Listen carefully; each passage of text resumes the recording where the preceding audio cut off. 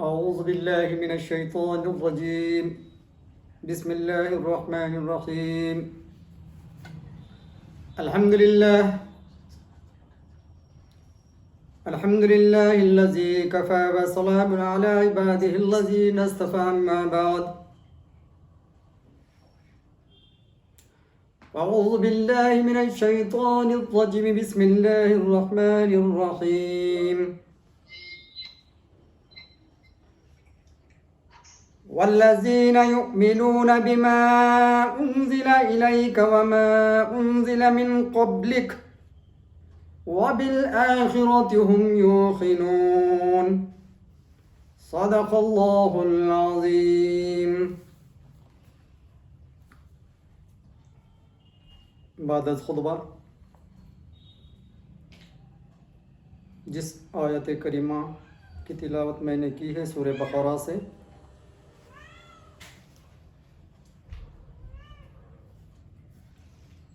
اللہ رب العزت فرماتا ہے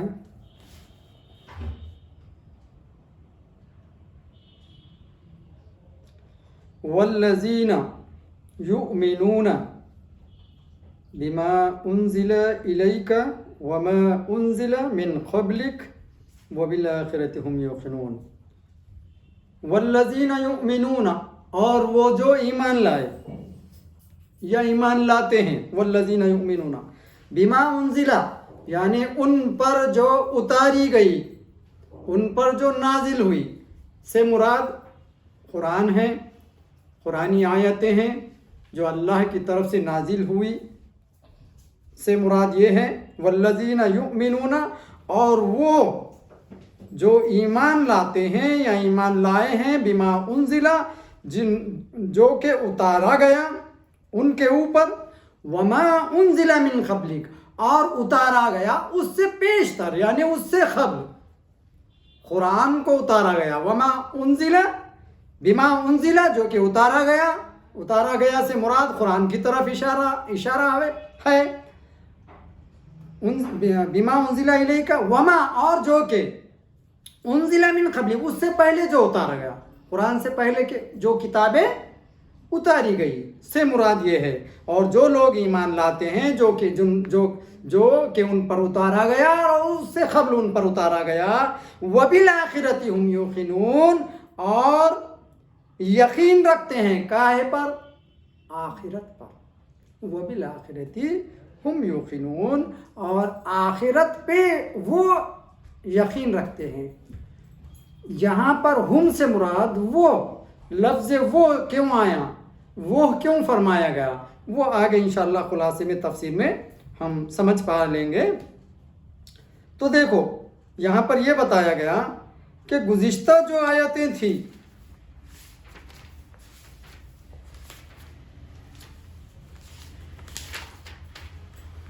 والذین یؤمنون بالغیب والذین یؤمنون بما انزل الیک وما انزل من قبلک، اس سے قبل ومما رزقناہم ينفقون. پہلے تو یہ بیان کیا گیا تھا کہ ایسے بندوں کی طرف، ایمان والوں کی طرف اور غیب پر ایمان لانے والے جو اللہ کی رحمت کی طرف مائل ہوئے اور رزق حاصل کیا، اور اس نے جو رزق دیے ہوئے رزق میں وَمِمَّا رَزَقْنَاهُمْ، جو بھی اس کو رزق دیا گیا اللہ کی طرف سے،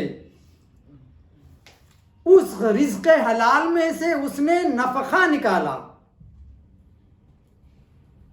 حصہ نکالا، اور اللہ کی راہ میں کے لیے جو حصہ رزق دیے ہوئے رزق میں سے نکالا. اس کے بعد اللہ رب العزت مومنوں کے اس حالات کو آگے لیتے ہوئے بڑھاتے ہوئے آگے کی حالات بیان فرماتا ہے. اور وہ لوگ جو کہ ایمان لائے ہیں یا لاتے ہیں، جو کہ ان پر اتاری گئی نازل کی ہوئی کتابیں یا نازل ہوئی इलैका उन पर नाजिल हुई, वमा उन्जिला मिन क़ब्लिक और जो भी उससे क़ब्ल पहले नाजिल हुआ, और यकीन वो लोग यकीन रखते हैं आखिरत पर भी। इस आयत को पहली आयत से चंद तरह से ताल्लुक़ बताया गया, इबारत के लिहाज से है और बाज़ मज़मून के लिहाज से। इबारत के लिहाज से ये है कि या तो ये अलहदा जुमला है और ये मुब्तदा, और उलाइका से आखिर तक इसकी ख़बर है। तो इस सूरत में आयत के माना ये हुए होंगे कि जिन लोगों में ये 3 सिफ़तें हों वो हिदायत पर हैं और कामयाब हैं।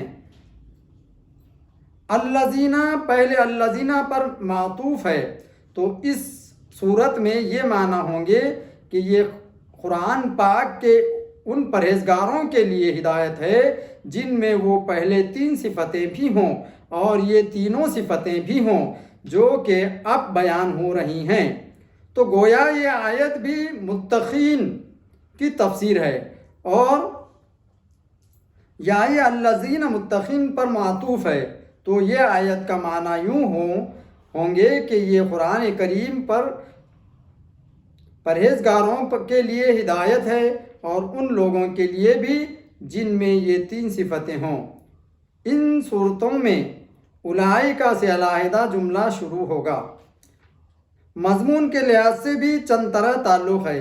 एक ये कि पहले आयत में मुत्तक़ीन की सिफ़त बयान की गई कि जो गैब पर ईमान रखते हैं, और बज़ाहिर गैब से मुराद अल्लाह की ज़ात व सिफ़ात थी, और फ़क़्त अल्लाह की ज़ात और सिफ़ात के मानना मुत्तक़ी होने के लिए काफ़ी नहीं, जब तक कि अंबिया इकराम और आसमानी किताबों और क़ियामत पर भी यकीन न हो।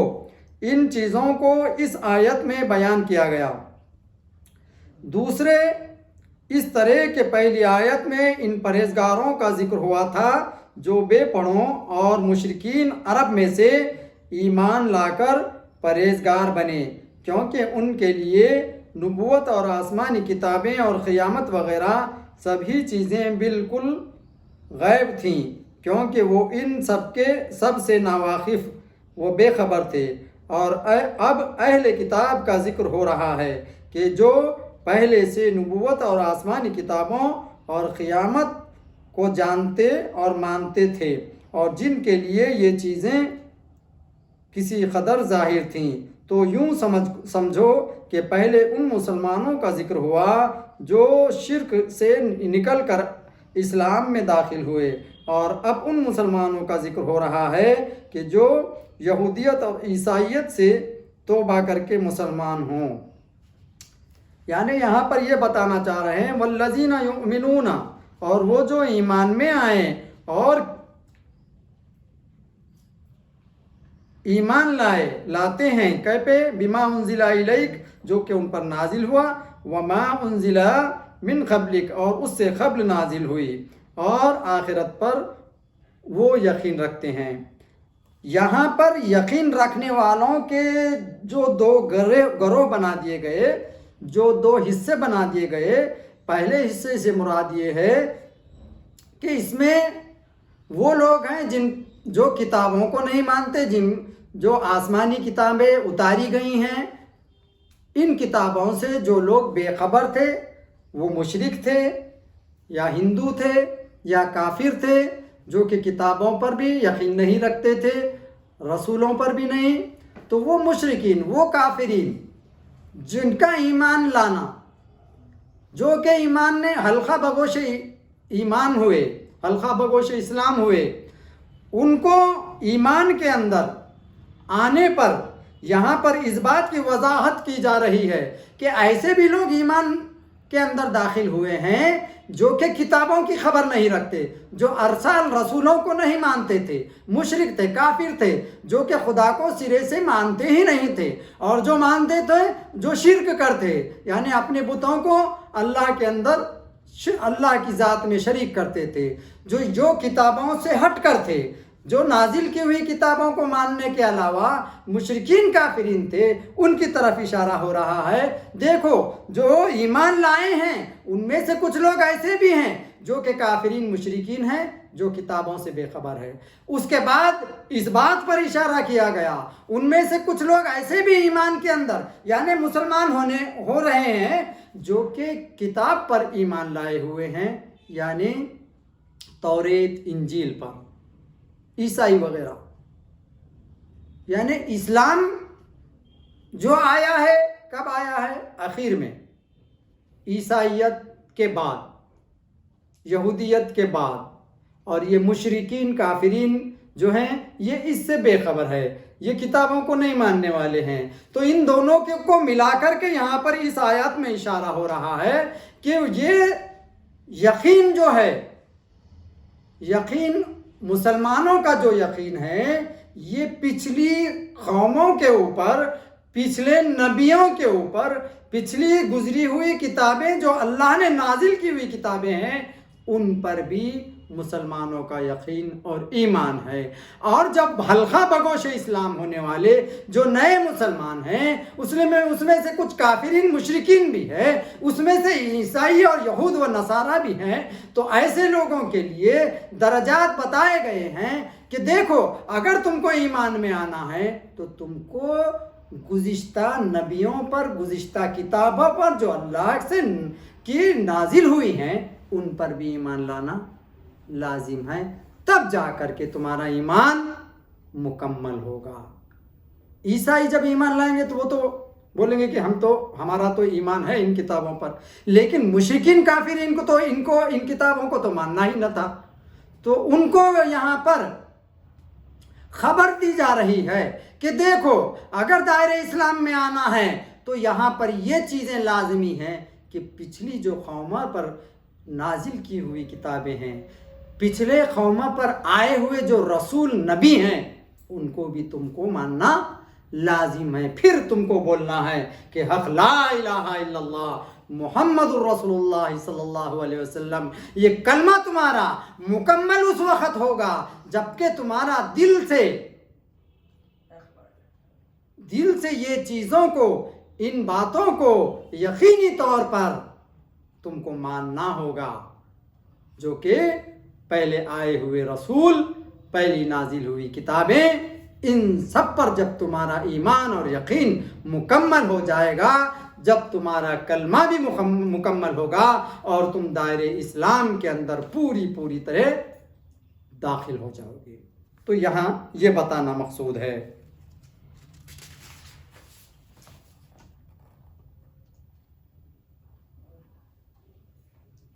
کہ یہ کتاب دونوں قسم کے لوگوں کے لیے پوری ہدایت ہے، یعنی قرآن پاک۔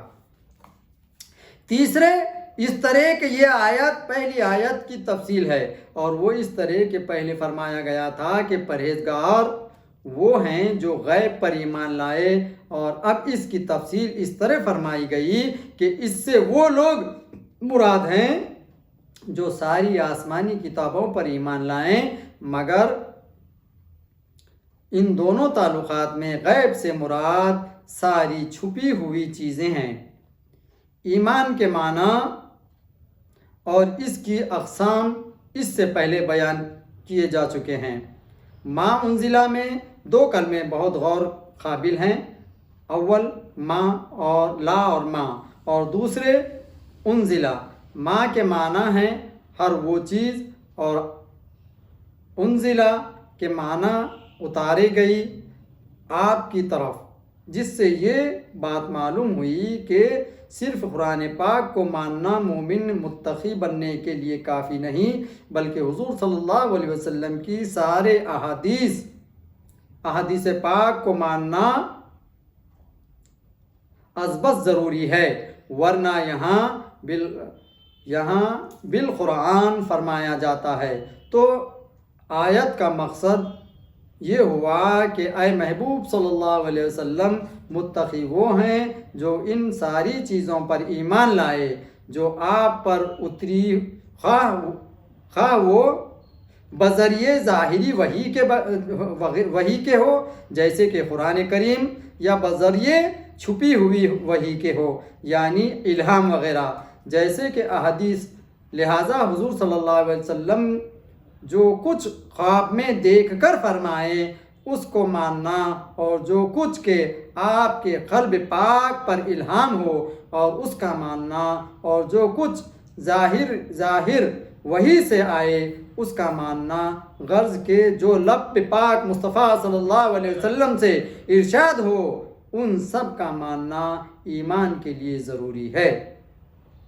یعنی گویا یہ فرمایا گیا کہ جہاں پر ہمارا ایمان نازل کی ہوئی کتاب پر ہے، نازل کی ہوئی کتاب قرآن کی آیتیں جو اللہ پاک نے آپ صلی اللہ علیہ وسلم پر نازل کیا ہے، تو تمام اتری ہوئی آیتوں پر ہمارا ایمان ہے، قرآن پاک پر ایمان ہے۔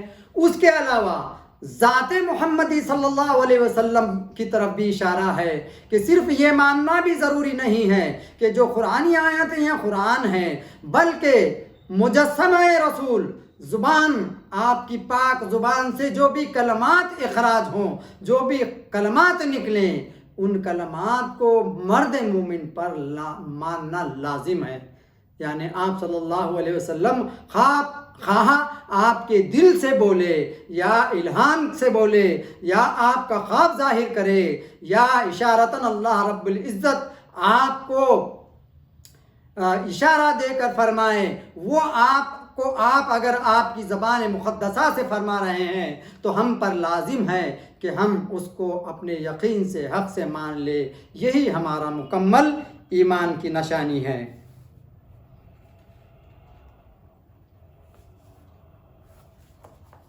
ارشاد ہوا ان سب کا ماننا ایمان کے لیے ضروری ہے کیونکہ یہ سب رب کی طرف سے ہوتا ہے۔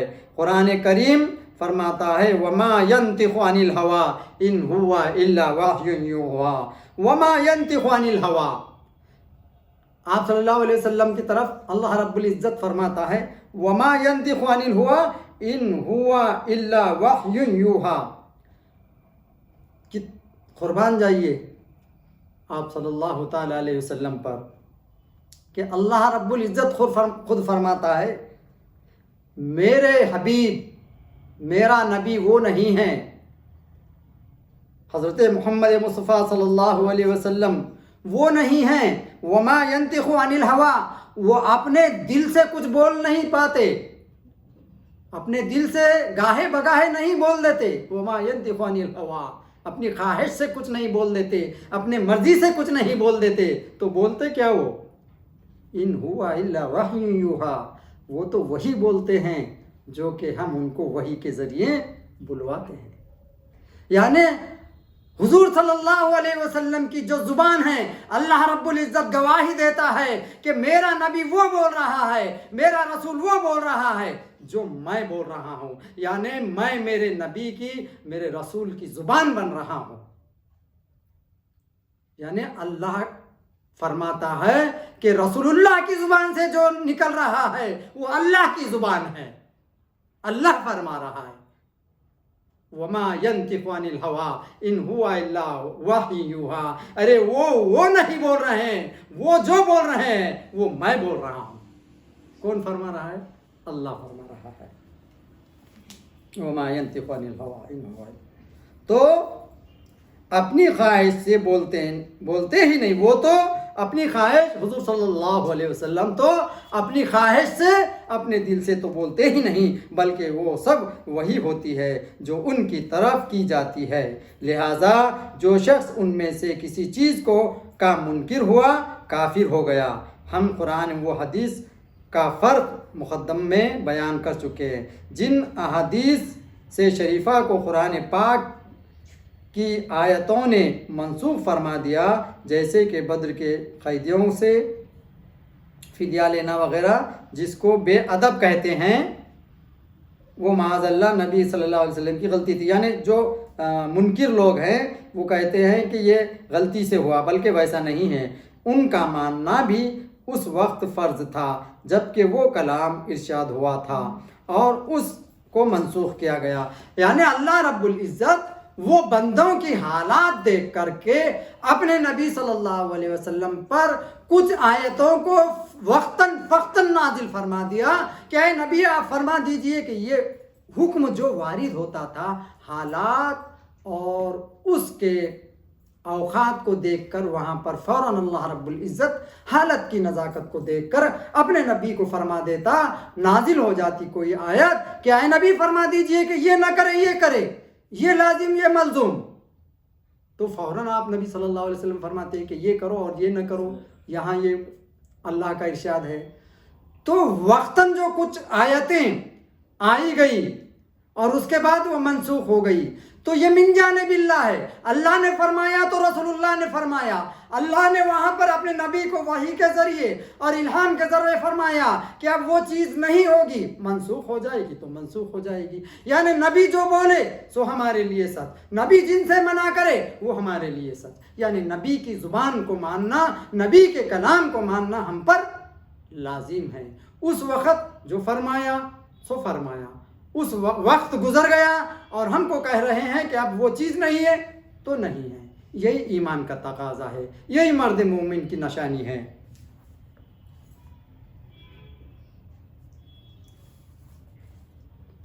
ہاں بدر کے قیدیوں سے، ہاں تو یہ فرما دیتے تھے کہ یہ غلطی، بلکہ ایسا نہیں ہے، ان کا ماننا بھی اس وقت فرض تھا جبکہ وہ کلام ارشاد ہوا تھا، اور اس منسوخ ہونے میں بھی عجیب راز ہے، وہ اللہ اور اس کے رسول کو معلوم، واللہ عالم و رسول، جن کو ہم نے اپنی کتاب سلطنت مصطفیٰ میں بیان کیا ہے۔ البتہ بطور مشورہ جو باتیں حضور صلی اللہ علیہ وسلم نے ارشاد فرمائیں ان کا یہ درجہ نہیں، اس لیے یہاں ارشاد فرمایا بما انزلہ اور فرمایا گیا بما خلت۔ ہاں یہاں پر دیکھو، اگر رسول اللہ صلی اللہ علیہ وسلم خود اپنے دل سے فرماتے تو قرآن میں یہ نہیں آتا بما انزلہ، بلکہ یہ آتا کہ بما خالت، میں جو کہہ رہا ہوں وہ، بلکہ ایسا نہیں آیا بما انزلہ۔ انزلہ یعنی دوسری طرف سے آئی، دوسری سے مراد اللہ کی طرف، اشارہ دوسری طرف ہے، یعنی اللہ کی طرف سے نازل ہوئی، جو نازل ہوئی ہے وہ چیز بیان ہو رہی ہے، بلکہ دل سے نہیں ہو رہی ہے۔ لا خلت ما وما انزلہ، قال النبی صلی اللہ علیہ وسلم خلت ما انزلہ، جو کہ نازل کی، یہ نہیں کہ کہا گیا۔ انزلہ کے معنی ایک دم اتارنے کے ہیں، چونکہ ہر آیت ایک ہی دم اترتی تھی، اس لیے یہاں انزلہ فرمایا گیا، یعنی ہر اس آیت اور حدیث پر ایمان لائیں جو ایک دم آپ پر اترتی ہیں۔ اتارنے کے معنی اور اس کے پوری تحقیق مقدمے میں کر چکے ہیں۔ الیکا میں بہت گنجائش ہے، جو چیزیں حضور صلی اللہ علیہ وسلم کے قلب پاک پر بطور الہام اتری وہ بھی اس میں شامل ہیں، اور جو کہ حضرت جبرائیل علیہ السلام نے آ کر عرض کیے اور حضور صلی اللہ علیہ وسلم نے ان کو بیان کیا، وہ بھی اس میں داخل ہیں۔ اور جن چیزوں کو آنکھوں سے ملاحظہ فرمایا، خواہ فرش پر رہ کر یا عرش پر جا کر، وہ سب اس میں شامل ہیں۔ لہذا نماز، روزہ، زکوٰۃ اور نماز کی رکعتیں اور زکوٰۃ کا نصاب وغیرہ سب اس میں شامل ہیں، اگرچہ یہ ان میں سے بعض چیزیں وہ ہیں جو حضور صلی اللہ علیہ وسلم نے قلب پاک سے معلوم فرمائیں، اور بعض وہ جو سن کر یا دیکھ کر معلوم کی۔ وما انزل من قبلک سے معلوم ہوا کہ جس طرح قرآن پاک کا ماننا ایمان کے لیے ضروری ہے، اس طرح ساری آسمانی کتابوں پر ایمان لانا بھی، لیکن ان دونوں کتابوں کے ایمان میں دو طرح کا فرق ہے۔ ایک یہ کہ سارے قرآن پاک کا ماننا بھی ضروری ہے اور اس کی محکم آیتوں پر عمل کرنا بھی ضروری ہے، لیکن پچھلی کتابوں کا فقط اس طرح کا ماننا ہی ضروری ہے۔ دیکھو اب یہاں پر فرق بتا رہے ہیں، اب ہم جب اس کو جو مان رہے ہیں قرآن پر جو ہمارا ایمان ہے، فقط ہمارا ایمان قرآن پر ایمان لانا ضروری ہے کیا، بلکہ اس کو سمجھنا ضروری ہے، لیکن پچھلی کتابوں کو جو ماننا ہمارا ہے وہ ماننا ہی ضروری ہے، اس پر عمل کرنا ضروری نہیں ہے، کیونکہ وہ گزری ہوئی امتوں پر نازل آیت ہوئی جو فرمان تھا الہی تھا، وہ ان کے لیے تھا، وہ گزشتہ کے لیے تھا۔ تو وہ گزشتہ کے جو قوانین ہیں حاضران امت پر لازم نہیں ہے، وہ منسوخ ہو گئی۔ تو ہمارا جو ماننا ہے یہ ظاہری ماننا بھی ہمارے لیے فقط کافی ہے، لیکن ان پر عمل پیرو ہونا ہمارے لیے لازم نہیں۔ جیسے کہ توریت، زبور، انجیل یہ ہم مانتے ہیں، لیکن وہ قوانین ہم پر عائد نہیں ہوتی۔ لیکن قرآن پاک کو ماننا، جیسا کہ توریت، انجیل، زبور کو ماننا، ایسا ہمارے لیے اب نہیں ہے۔ لیکن قرآن اس لیے نہیں ہے کہ وہ گزشتہ ہے، اب حاضر جو ہمارے اوپر قرآن ہے اس پر ہمارا ماننا پوری طریقے سے ماننا ہے، گویا کہ ماننا ہی نہیں بلکہ اس پہ عمل کرنا، اس کو سمجھنا، اس کی تفسیر کو جاننا، اس کے نکات کو سمجھنا، اس کے حقیقت کو جاننا، اس پر عمل پیرو ہونا، اس پر اپنی زندگی کو ڈھال دینا، یہ قرآن کا ماننا ہر مرد مومن پر، ہر مسلمان پر لازم ہے۔ پوری قرآن کو سمجھنا، قرآن کو روانگی سے پڑھ لینا فقط ضروری نہیں ہے، ہر مرد مومن مسلمان پر لازم ہے کہ قرآن کی تفسیر کو، قرآن کی اندر چھپی ہوئی نکات کو، اللہ کا فرمان کیا ہے، رسول اللہ کا مقصد کیا ہے، ہمارے زندگی کا مقصد کیا ہے، زندگی میں آنا کیا ہے، زندگی سے اٹھنا کیا ہے، موت کیا ہے، اس کے بعد حیات کیا ہے، یعنی نفس کیا ہے اور مجسمہ کیا ہے، یہ سب نکات قرآن کے اندر چھپی ہوئی ہے۔ جب تک یہ چھپی ہوئی چیزیں ہمارے کو ظاہر نہیں ہوں گی ہم اس کو سمجھ نہیں پائیں گے۔ موبائل جب تک بند ہے اس کے اندر کتنی چھپی ہوئی راز و نیاز ہے، کتنی ہوئی چیزیں ہیں ہم سمجھ نہیں پاتے۔ جب تک ہم اس کو اوپن نہیں کرتے اور اس کے ایپس میں جاتے نہیں، یکے بعد کرے، جس مقصد سے ہم کو جس ایپ میں جانا ہے اس ایپ کو ہم ٹچ کر کے اس ایپ کا مقصد حاصل کر لیتے۔ الگ الگ اقسام کے اس کے اندر بہت سارے چیزیں چھپی ہوئی ہیں۔ جس طریقے سے کلام اللہ کو اگر ہم بند کر کے رکھ دیتے ہیں، جس طریقے سے موبائل کو ہم بند کر کے رکھ دیتے ہیں، کیا ہم اس کے اندر کے راز و نیاز کو جان پاتے؟ نہیں جان پاتے۔ اس طریقے سے اگر موبائل کی طرح ہم اگر قرآن کو بند کر کے رکھیں گے اور اس کو نہیں سمجھ پائیں گے، اندر کے اس کے ایپس کو، اندر کے اس کے آیتوں کو، ایپس یعنی آیت، ایک ایک آیت ایک ایپس ہے، اور ایک ایپ کو کھولنے کے بعد ہم کو معلوم ہے ایک ایپ اگر ہم موبائل کا کھولتے ہیں اس کے اندر کیا کیا نہیں ملتا، ہم کو کلک کرتے جو اندر کے راز و نیاز وہ دریا ہے ملتے رہتا۔ اس طریقے سے قرآن پاک کا ایک ایک حروف، ایک ایک آیت دریا ہے، اس کو کھولو، اس میں بہت ایپس ہے، اس کے اندر راز و نیاز ہے، محقق بنو۔ اس کے اندر جو ہے اتنا راز و نیاز ہے کہ تمہاری زندگی سنور جائے، دین و دنیا تمہارا بن جائے۔ اللہ رب العزت اس کے اندر بہت سارے راز رکھا ہے، لیکن ہم کو فقط فرصت نہیں ہے کہ ہم اس کے اندر کیا کیا چھپا ہوا ہے، ہم تو روانگی سے، یہ تو ہماری زبان نہیں، ہم تو سمجھ نہیں پاتے، تو ہم کیوں کھولے اور ہم کیا پڑھے، روانگی سے پڑھے، ایک حروف پڑھنے میں ہم کو 10 نیکی ملتی، بس کافی ہے۔ اس میں نیکی ہی نہیں ہے بلکہ تمہاری زندگی چھپی ہوئی ہے۔ الف میں زندگی، لام میں زندگی، میم میں زندگی، قرآن کے ہر حروف میں زندگی ہے، ہر حروف کے اندر راز و نیاز ہے، ہر حروف کے اندر ٹیکنیکل ہے، ہر حروف کے اندر حیات ہے، ہر حروف کے اندر نیک نیتی ہے، ہر حروف کے اندر نور ہے، ہر حروف کے اندر جو ہے راستے ہیں۔ تو یہ سمجھیں گے ہم کب؟ اس کو الگ الگ کھول کر ہم سمجھنے کی کوشش کریں گے۔ تو جب تک بند رہے گا تو ہمارا دل، ہمارا دماغ، ہمارا ذہن سب کچھ بند رہے گا۔ تو قرآن غلاف میں باندھ کر کے اٹھا کر رکھنے کی چیز نہیں ہے۔ ہم موبائل کو لے کر کے اس کو کور ڈالتے، کور ڈال کے اٹھا کے رکھ دیتے کیا؟ نہیں، کور اس لیے ڈالتے کہ وہ خراب نہ ہو، محفوظ رہے، ہے نا۔ اس طریقے سے غلاف اس لیے کہ وہ محفوظ رہے، لیکن محفوظ رکھ دے کے اس کو اٹھا کے تھوڑی رکھ دیتے۔ موبائل کو جس طریقے سے ہم یوز کرتے تو یوز کرنا پڑے گا نا، استعمال کرنا پڑے گا نا۔ اس کے وجوہات، جس مقصد سے ہم موبائل لاتے، اس کے پورے مقاصد، پورے خواہشات اس کے اندر پورے کر لیتے. اللہ رب العزت نے, اللہ کے رسول نے جو ہمارے لیے اتنا بڑا زندگی, یہ حیات زندگی قرآن دے دیا, جو نور ہے اس کو ہم اٹھا کے رکھ دیتے, جو کہ ہمارے لیے براہ راست, براہ زندگی ہمارے لیے رہبر ہے. تو اللہ رب العزت ہم کو توفیق دے کہ ہم اس کو سمجھیں اور ہم کو پڑھنے اور عمل کی توفیق عطا فرمائے. تو یہاں پر ہاں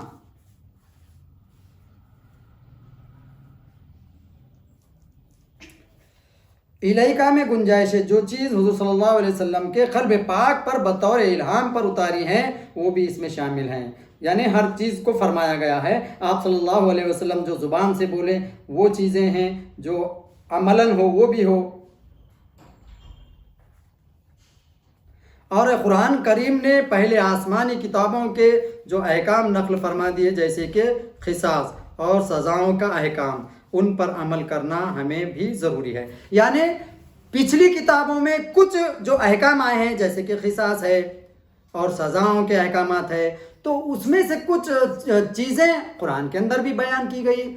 تو جو قرآن کے اندر ہمارے لیے بیان کی گئی وہ ہم پر لازم, بھلے ہی وہ توریت, انجیل یا زبور کے اندر کی بھی کیوں نہ ہو, وہ بھی ہدایات اگر قرآن کے اندر اللہ رب العزت نے اس کو ریوائز کیا ہے, اس کو داخل کیا ہے, تو وہ ہم پر لازم ہے.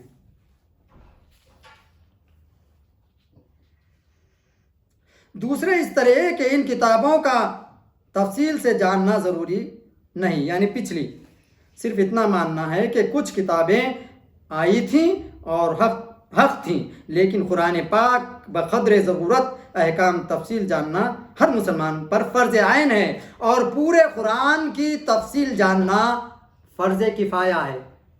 پورے قرآن کی تفصیل جاننا فرض کفایہ ہے.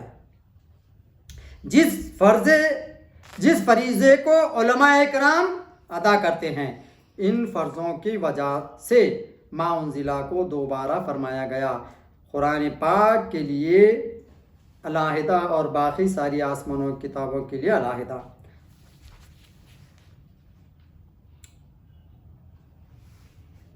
منسوخ احکام کا ماننا ضروری ہوتا ہے اور ان پر عمل کرنا اکثر منع.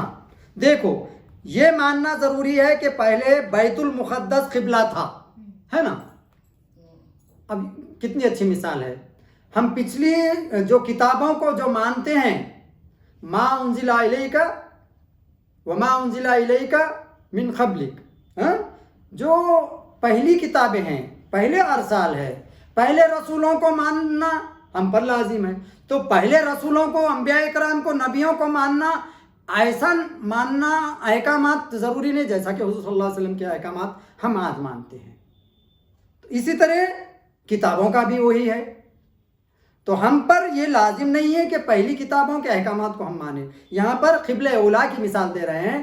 قبلہ اولیٰ پہلے ہمارا قبلہ تھا, اس کے بعد ہمارا قبلہ تبدیل ہو گیا اور کعبۃ اللہ بیت المقدس ہمارا قبلہ ہوا. تو کیا ہم اب قبلہ اولیٰ بیت المقدس کو نہیں مانتے؟ مانتے ہیں نا. اگر نہیں مانے تو ہم مومنین میں سے نہیں ہوں گے. ہم قبلہ اولیٰ کو مانتے ہیں لیکن عمل اب نہیں کریں گے. پہلے عمل کرتے تھے, یعنی نماز منہ میرا کعبہ شریف کی طرف, منہ میرا بیت المقدس کی طرف نہیں. تو ہم پر عمل لازم نہیں ہے, ہم مان رہے ہیں لیکن عمل ضروری نہیں ہے. عمل کس طرف ہوگا؟ حاضر پر ہوگا, بیت المقدس پر. اسی کو مثال یہاں پر دے رہے ہیں, اسی کی مثال. ہاں, پہلے بیت المقدس قبلہ تھا لیکن اس طرف نماز پڑھنا منع ہے. اس لیے قرآن کریم نے یہاں ایمان کا ذکر فرمایا, نہ کہ عمل کا. وبالآخرتی, ہمیں 3 جگہ رہنا ہے. دیکھو دنیا میں اللہ رب العزت نے, بیٹھ جاؤ بیٹا, تم بیٹھ جاؤ. ہاں, دنیا میں اللہ رب العزت نے کس طریقے سے ہمارے کو اشارہ کیا ہے؟ اللہ رب العزت نے 3 جگہ ہم کو رہنا ہے. انسان جب پیدا ہوا ہم کو کتنی جگہ رہنا ہے؟ 3 جگہ. دیکھو اس طرف اشارہ ہے. ایک تو دنیا میں کچھ دن کہاں پر رہنا ہے ہم کو؟ دنیا میں. اس کے بعد کہاں رہنا ہے؟ قبر میں. کچھ روز قبر میں یعنی عالم برزخ میں، ہے نا. اور ہمیشہ کہاں جانا ہے پھر؟ عالم آخرت میں. ہم کو 3 جگہ مقام ہے ہمارا. یہ عالم دنیا ہے، پھر اس کے بعد کہاں جانا ہے؟ عالم برزخ میں جانا ہے، اس کے بعد عالم آخرت، اخروی زندگی جس کو ہمیں کہیں گے. اور ہمیشہ آخرت میں. کچھ دن کہاں رہ رہے ہیں ہم؟ دنیا میں. کچھ دن کہاں رہ رہے ہیں؟ برزخ میں. اور ہمیشہ کہاں رہ رہے ہیں؟ عالم آخرت میں. دنیا کی ابتدا ہماری پیدائش سے ہے اور اس کی انتہا، دنیا کی ابتدا کب سے ہے؟ پیدائش سے. اور اس کی انتہا موت سے. اور برزخ کی ابتدا خبر کی کہاں سے ہے؟ موت سے. دنیا کی ابتدا زندگی سے اور انتہا موت سے. اور برزخ کی ابتدا موت سے اور انتہا حیات سے. یعنی جیسی روح آ جائیں گی، جیسے برزخ میں سے ہم کو زندہ کر کے اٹھایا جائے گا تو وہاں کی انتہا ختم. دیکھو کتنا، سمجھو بات کو. دنیا کی ابتدا زندگی کی حیات سے ہو رہی ہے اور انتہا موت سے. اور وہاں ابتدا کیسے ہو رہی؟ برزخ کی موت سے اور انتہا حیات سے.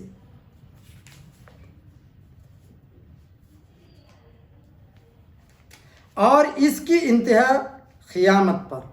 قیامت کے دن برزخ کی ختم ہو گئی، انتہا ہو گئی. اخروی زندگی ابتدا قیامت سے. اب اخروی زندگی، 2 زندگیاں تو سمجھ میں آ گئی نا. 2 زندگیاں سمجھ میں آ گئی نا. زندگی کی ابتدا حیات سے اور موت سے انتہا، اور برزخ کی موت سے ابتدا، حیات سے انتہا. اور پھر اخروی زندگی کی قیامت کے بعد سے ابتدا اور انتہا نہیں. انتہا نہیں. اخروی زندگی ہمیشہ، وہاں نہ نیند آئے گی اور نہ موت. خیر اللہ رب العزت جب نیند کی تسلی اس کے لیے الگ سے انشاءاللہ میں کبھی پیش کروں گا. وہاں جنت کے اندر جو نیند کی اللہ تسلی بخشے گا، وہ حالات، وہ حیت قضائی کچھ اور ہی ہوگی. انشاءاللہ کبھی آگے موقع ملا تو بیان کروں گا. تو اخروی زندگی کی ابتدا قیامت سے اور انتہا کبھی نہیں، بلکہ اس کی بقا ہمیشہ. دنیا کو دنیا اس لیے کہتے ہیں. دنیا کو دنیا کیوں بولتے ہیں؟ سنو اس طرف. یا تو دنو سے بنا ہے یا دانیہ سے. اگر دنو سے بنا ہے تو اس کے معنی ہوئے قریب کے، تھوڑا سا قریب، قرب کی چیزوں کے. کیونکہ اس کی فنا قریب ہے، دنیا کی فنا قریب ہے، جلدی ختم ہو جائے گی. اور اگر داناۃن سے بنا ہے تو اس کے معنی ہے ادنا، تھوڑی سی، ادنا یعنی حقیر چیز، جو برزخ کے معنی. اچھا یہ دنیا کے معنی. اب برزخ کے معنی، برزخ کے معنی ہے پردے کے. دیکھو ہم پردے میں رہتے، برزخ میں یعنی ایک پردہ ہے نا، ایک غلاف ہے. قبر میں چلے گئے، پردہ ہو گئے ہم، ہے نا. تو یہ ایک پردہ ہے. برزخ بولے تو ایک پردہ ہے.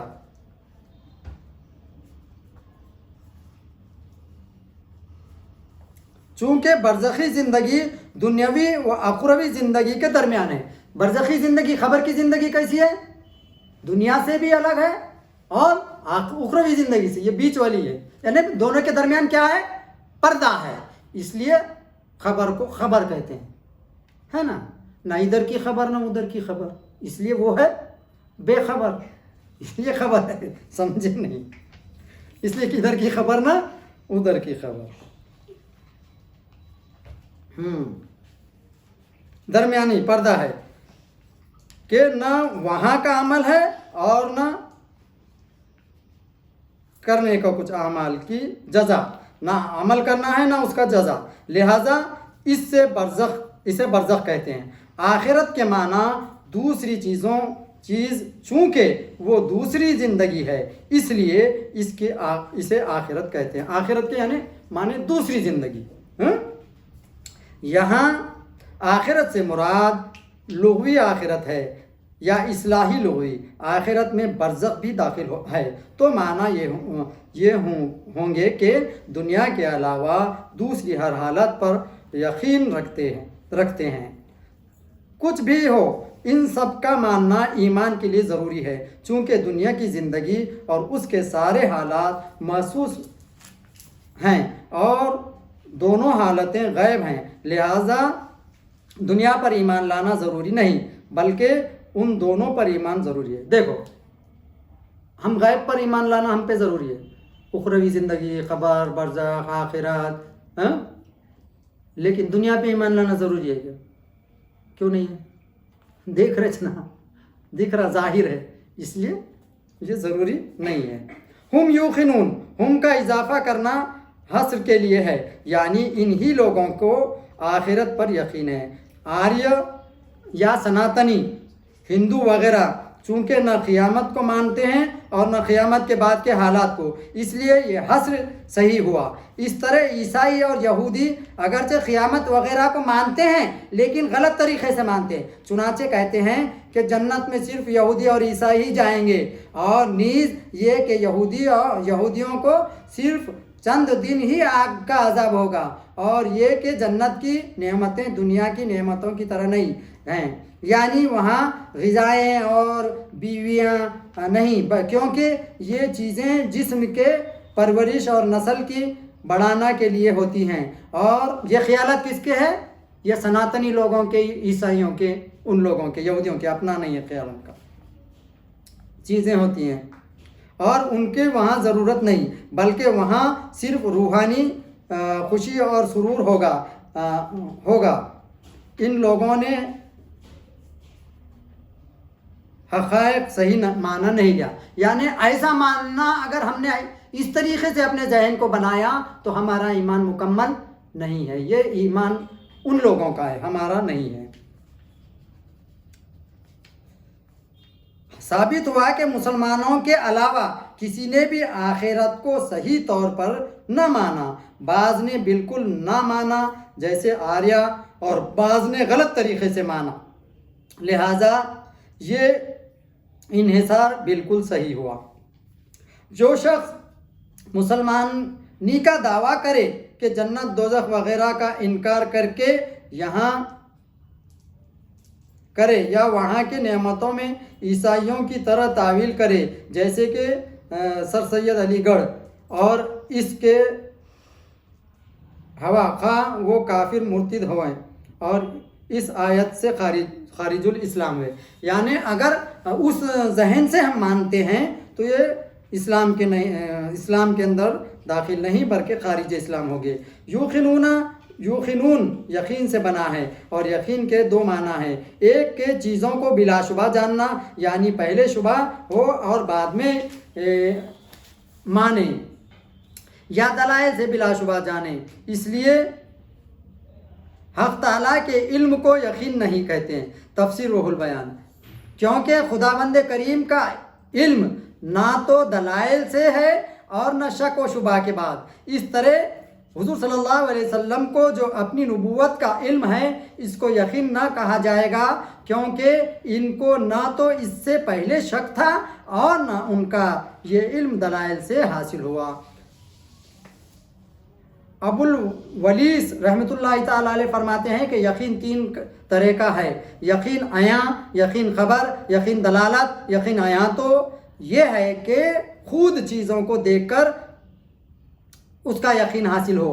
یقین خبر وہ کہ جس سے خبر پا کر اس پر یقین ہو۔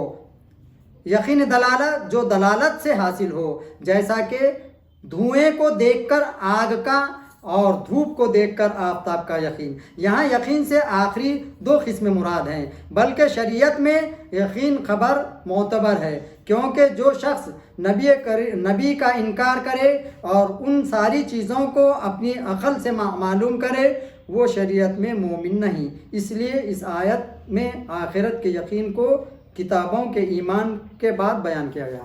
یعنی کوئی یہ یقین کر لے کہ میں تو اللہ کو مانتا ہوں، دل سے مانتا ہوں، ہے نا، میں تو اللہ کو عالم الغیب مانتا، اللہ کو مانتا ہوں، تو اس میں نبی کا رول کیا ہے؟ نبی کو مجھ کو ماننا ضروری کیا ہے پھر؟ اللہ کو تو مانتا نا. اگر کسی کا ایسا ایمان ہے تو اس کا ایمان مکمل ہوگا کیا؟ اس کا ایمان مکمل نہیں ہوگا. صوفیاء کرام فرماتے ہیں کہ یقین کے بھی 3 درجے ہیں اور ایمان کے بھی. علم الیقین، عین الیقین، حق الیقین. علم الیقین سن کر جاننا، عین الیقین دیکھ کر جاننا، اور حق الیقین اس میں فنا ہو کر جاننا.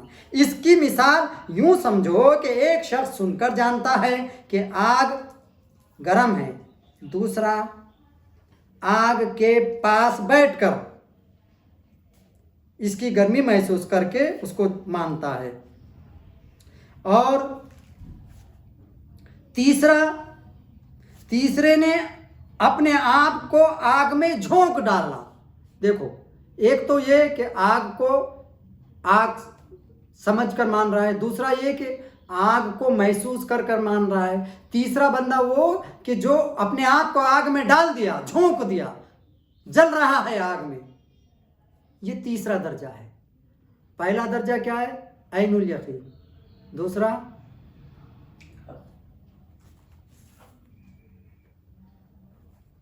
پہلا حق الیقین، دوسرا علم الیقین، تیسرا پہلا عین الیقین، پھر حق الیقین. علم الیقین، عین الیقین، حق الیقین. پہلا علم یعنی علم سے جان کر، دوسرا حقائق کو جان کر، عین سے یعنی دیکھ کر جان کر، اور تیسرا حق الیقین. تو یہاں پر جو مثال آگ کی دی گئی ہے، آگ ایک تو یہ دیکھ کر آگ مان رہا ہے، دوسرا محسوس کر کے، اور تیسرا اس میں اندر داخل ہو کر کے. یہ تیسرا درجہ ہے. اور آگ نے اس کو رگے رگ میں سیرت کے اندر جا کر کے اس کو جلا دیا. زبان حال سے کہنے لگا کہ میں اس کو جان گیا. اس فنا کے بعد اس کو جاننا تو پہلا علم الیقین ہوا، دوسرا عین الیقین، اور تیسرا حق الیقین. حق الیقین والا جس پر نظر فرما دے اس کو بھی رنگ دے. یعنی جو حق الیقین، جو پختہ، جو جل کر حاصل ہو رہا ہے، اس کے اندر پورا داخل ہو کر، اس کے اندر فنا ہو کر جو یقین ہو رہا ہے وہ حق الیقین. اور ایسا بندہ اگر کسی کے بندے کے اوپر نظر بھی ڈال دے تو اس کی دین اور دنیا بدل جائے، اس کو رنگ دے. کوئلہ جب آگ بن جاتا ہے تو جسم تو کوئلہ سارا رہتا ہے، لیکن وہ کام آگ کا، یعنی کوئلہ تو کوئلہ رہتا ہے، لیکن جب وہ کوئلہ آگ بن جاتا ہے تو اثر کس کا دیتا ہے؟ آگ کا اثر دیتا ہے. نیز صوفیاء کرام فرماتے ہیں کہ جو شخص ان درجات میں ترقی چاہتا ہے وہ حسب ذیل کام کرے. دیکھو، تم کو حق الیقین حاصل کرنا ہے تو کیا کرنا چاہیے، اس طرف ذہن بٹا رہے ہیں. کام کرے. باوضو رہنا، ہر وقت باوضو رہنا، کم کھانا، اکثر خاموش رہنا، اکثر خدا کا ذکر کرنا، عالم کی چیزوں میں غور کرنا، یعنی دنیا و عالم و مافیا کے اندر کے چیزوں میں کو جاننے کی کوشش کرنا، غور کرنا اس کے اوپر. فرائض اور سنتوں کی پابندی کرنا، یعنی نمازوں کی وغیرہ اچھی طریقے سے پابندی کرنا. دنیا والوں سے بے غرض رہنا، کم سونا، حلال کھانا، سچ بولنا. یہ چیزیں خفلوں کی چابیاں ہیں. یہ چیزیں کیا ہیں؟ خفلوں کی چابیاں ہیں. یقین کا نتیجہ یہ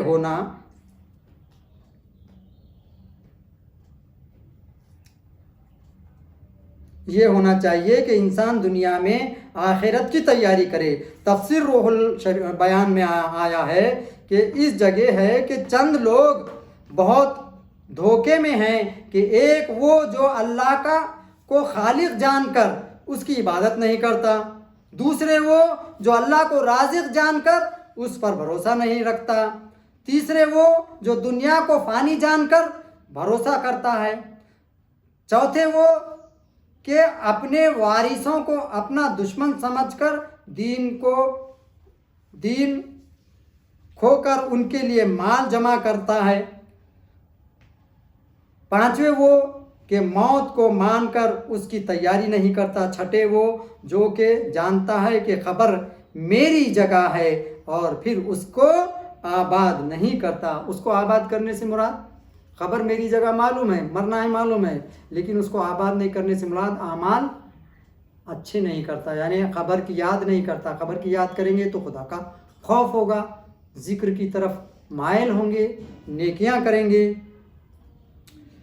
ساتویں وہ جو کہ جانتا ہے کہ اللہ پاک حساب لے گا اور پھر اپنا حساب صاف نہیں رکھتا۔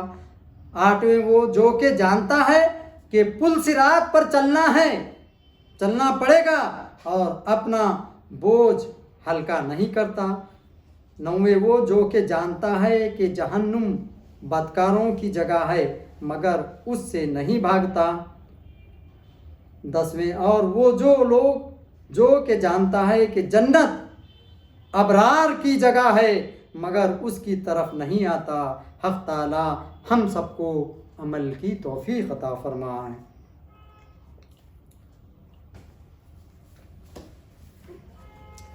اس سے معلوم ہوتا ہے کہ حضور صلی اللہ علیہ وسلم کے زمانے میں انجیل و توریت وغیرہ ساری کتابیں صحیح موجود تھیں، کیونکہ اگر صحیح نہ ہوتی تو ان پر ایمان کیسے لایا جاتا، اور ان پر بغیر ایمان لائے تقوی حاصل نہیں ہو سکتا۔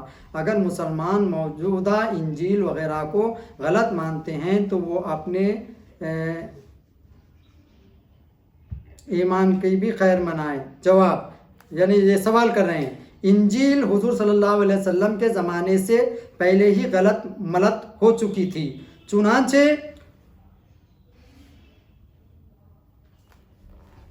پولس مقدس جو ان کا رہبر ہے، جو خط غلطیوں کو لکھا ہے کہ اس کے پہلے باب میں کہ لوگوں نے انجیل کو الٹ پلٹ کر دیا اور اے لوگ تم جعلی انجیلوں کی طرف کیوں مائل ہو گئے؟ اصل انجیل بلا توسیط انسانی کے حضرت مسیح سے مجھے ملی۔ یہ جو ان کا رہبر ہے وہ بتا رہا ہے اس کے اندر، اس کے سوا جو کوئی اور انجیل تم کو سنائی اس پر لعنت ہو۔ بلکہ موجودہ انجیل کو دیکھ کر معلوم ہوتا ہے کہ یہ کچھ تاریخی کتابیں ہیں جن پر حضرت عیسیٰ علیہ السلام کی پیدائش سے لے کر کے نقلی موت تک کے حالات جمع کر دیے گئے ہیں۔ یعنی اب جو انجیل ہے جو ظاہری حضرت عیسیٰ علیہ السلام کے وفات سے لے کر کے آپ کی پیدائش سے لے کر اپنے دلوں سے ان لوگوں نے اس کے اندر جو ہے کتابت کر کے رکھا ہے آج کے دور کے عیسائیوں نے، کہ مسلمان اس پر ایمان لائے تھے کہ جو کتابیں ان پیغمبروں پر آئی تھیں وہ حق تھی، نہ اس پر کہ وہ اب بنجس موجود ہیں۔ کسی چیز پر ایمان لانے کے لیے اس کا موجود ہونا ضروری نہیں ہے۔ مسلمان تو عیسیٰ علیہ السلام پر بھی ایمان لائے حالانکہ وہ اس وقت موجود نہ تھے۔ قرآن پاک یہاں پر اعتراض بتا رہے ہیں، قرآن پاک کی آیت میں بے ترتیب ہے کیونکہ قرآن پاک کریم کتابوں سے بعد میں آیا، اور یعنی یہ آیت کو بے ترتیب بتا رہے ہیں۔ اس کا جواب ہے کہ اگرچہ قرآن کریم دنیا میں آنے کے اعتبار سے ان کتابوں سے پیچھے ہے، لیکن اب ایمان لانے والے جاننے یہاں پر یہ بتایا گیا ہے کہ یہ کتابوں کی جو تفسیر ہے پہلے دینی چاہیے تھی، کیونکہ قرآن پاک سے پہلے اتری ہوئی ہے، تو یہ قرآن پاک کی آیتوں کو یا قرآن پاک کو پہلے کیوں بتایا گیا؟ تو وہ اس لیے کہ دور یہ حاضر ہے، وہ جو ہے گزشتہ ہے، اس لیے اس کو پہلے لایا گیا۔ لیکن اول یہاں پر یہ بتا رہے ہیں، بلا تشبیہ یوں سمجھیے کہ باپ کا حق اولاد پر دادا سے زیادہ ہے، اگرچہ دادا دنیا میں آنے میں باپ سے پہلے ہے، لیکن اولاد کا رشتہ دادا سے باپ کے ذریعے سے ہی قائم ہوگا. یعنی یہاں پر بتا رہے ہیں کہ اس آیت کو کیوں پہلے لایا گیا، وہ کتاب والی آیت پہلے کیوں نہیں لائی گئی. اللہ رب العزت سے دعا ہے کہ اللہ تعالی ہم سبوں کو جو ہم نے سنا ہے اور پڑھا ہے اس پر عمل کی توفیق عطا فرمائے، اور ہم کو صحیح ایمان والا اور عمل والا بننے کی توفیق عطا فرمائے. وآخر دعوانا ان الحمد للہ رب العالمین.